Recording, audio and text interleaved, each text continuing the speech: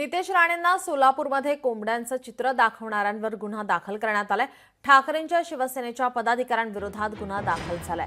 नितेश राणेंना कोंबड्यांचं चित्र दाखवणं महागात पडलं आहे। विजापूर नाका पोलीस ठाण्यात गुन्हा दाखल करण्यात आलाय। भाजपा शहर उपाध्यक्ष जय साळुंखेंनी तक्रार दाखल केली आहे।